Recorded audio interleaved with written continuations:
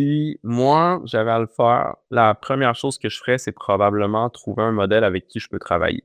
Heu, Parce que c'est en 2026, je pense que le plus important, puis dans les années à venir aussi, ça va être, heu, d'avoir les droits sur son contenu. De plus en plus, il y a tout ce qui est DMCA, les modèles veulent pas qu'on prenne leur contenu. À partir du moment où tu as du contenu, tu le publies, tu fais du clipping, puis tu le publies sur tes pages. Tu fais des reels, tu fais des photos. L'algorithme fait en fait, Facebook a changé dans la je pourrais pas dire exactement quand, mais dans les dernières années, Facebook a changé. Avant, Facebook allait pas te proposer, heu, des posts de quelqu'un avec qui tu es pas ami ou d'une page que tu suis pas. Maintenant, tu as des posts suggérés. Puis le fait que tu peux regarder des reels sur Facebook va aussi te suggérer des pages. Donc maintenant, c'est possible avec du clipping, du temps, de générer des vues, en fait. Fait que moi, c'est comme OK. ça que je ferais. Après, c'est sûr qu'il faut garder en tête que, comme tu dis, c'est une plateforme, mainstream. Il y a des enfants sur Facebook. Je pense que selon le pays, si je me trompe pas, il y a des endroits où il faut avoir minimum 13 ans pour avoir un compte. Donc, il faut s'assurer de ne pas mettre de nudité. Puis, il faut aussi s'assurer de ne pas envoyer directement sur une page sur laquelle il y a de la nudité. Donc, il faudrait aussi avoir son propre Prelender avant d'envoyer sur Mmh. une offre adulte. OK, ouais.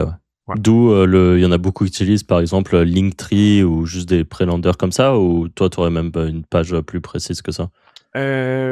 Linktree pourrait faire l'affaire. Après, je pense que ce qui peut fonctionner super bien, selon le type de page que tu vas te faire, ça peut être simplement un pre-render avec, on va dire que tu travailles avec un modèle comme je t'ai dit, tu mets une photo du modèle, un avertissement: «Vous vous apprêtez à être dirigé vers un site adulte». Puis le OK, le le call to action: «J'ai plus de 18 ans». OK. Ça, à partir de là, normalement, tu serais correct. Puis pour ajouter aussi une étape de sécurité, moi, je Mmh. recommanderais d'utiliser un Prelender fourni par l'offre non nude. Puis ça, la plupart des compagnies, la plupart des offres en 2026, ils vont avoir ça. Ils vont avoir des pages d'atterrissage non nude. OK, ouais, parce Ouais, que, ils le savent qu'une grosse partie du traf peut venir de mainstream, quoi. exact, exact. OK. Et du coup, parce que tu disais que vous avez encore, beaucoup de gens qui font du SEO. Là, du coup, tu nous donnais un peu ces stratégies, si tu devais le faire avec sur des réseaux sociaux. Et autre version, imaginons que tu devais te lancer là en SEO, ça serait quoi un peu la recette, qui pourrait fonctionner? Je te cacherai pas que je suis pas super calé côté SEO. Nous, notre force OK. chez Crack, c'est vraiment de on n'est pas une école d'affiliation. On va pas apprendre aux gens à faire de l'affiliation. Puis souvent Mmh. aussi, quand les affiliés nous confient ce qu'ils font, on va essayer de le garder pour nous. En fait, on va le garder pour nous parce qu'on veut pas partager les méthodes de Ouais, nos OK. affiliés. Donc là, c'est sûr, je t'ai expliqué, ce que j'aurais fait côté Facebook, mais ça, c'est pas une recette qui est cachée. Côté SEO, c'est vraiment difficile pour moi de dire qu'est-ce qui fonctionnerait et qu'est-ce qui fonctionnerait pas. Par contre, ce que je peux te dire, c'est que dernièrement, on voit, une tendance, c'est le parasite SEO. Ouais, OK. Vous savez c'est quoi? Ouais, bah, en fait, je voulais en parler à un moment, justement parce que je pense que, moi, je surveille pas mal, les SERP, vu que je suis dans le domaine, je surveille quand même pas mal ce qui se passe en SEO. Et je vois énormément de parasites slash, on va dire, du spam, hein, parce qu'il y en a beaucoup où c'est vraiment du pur spam.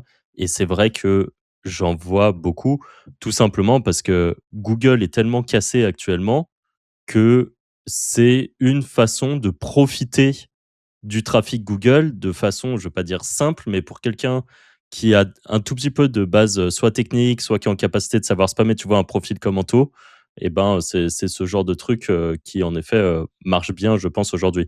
Mais par contre, ça a ce côté très, court terme, quoi, la plupart du temps.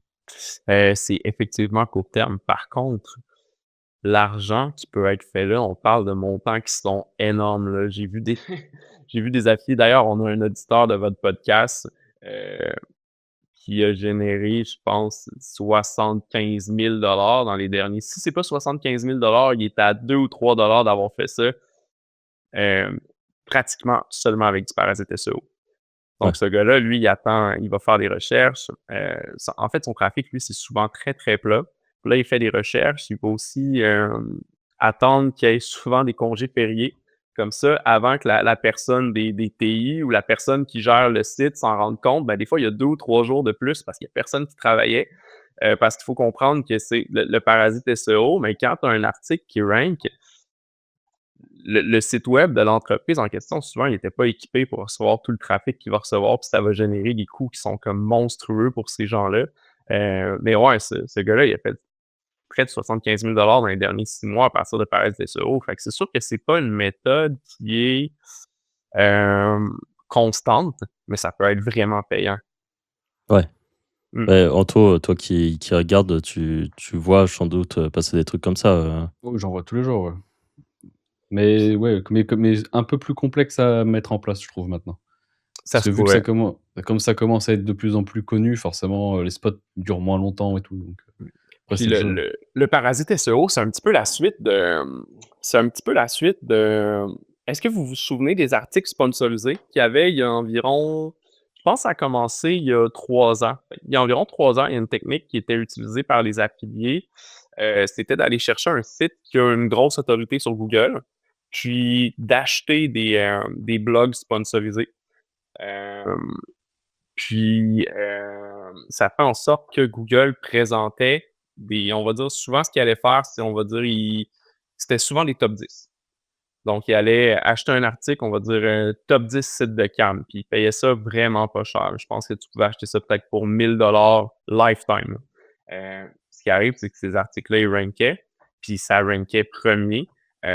Donc il y avait pas vraiment de travail SEO qui était fait, le côté de l'affilié. Il y avait juste à profiter du SEO d'un autre site. C'est sûr qu'il fallait que l'article soit bien écrit pour que ça rank. Puis un jour, Google a mis la hache là-dedans. Ils ont arrêté d'afficher les contenus sponsorisés. Puis c'est là qu'on s'est mis à voir un peu plus le parasite SEO. Puis c'est vraiment dans la dernière année que nous, on en a vu énormément chez Crack. C'est OK. c'est c'est vraiment un truc Après il y qui a arrive fréquemment. aussi l'arrivée de l'IA, hein, qui doit jouer beaucoup.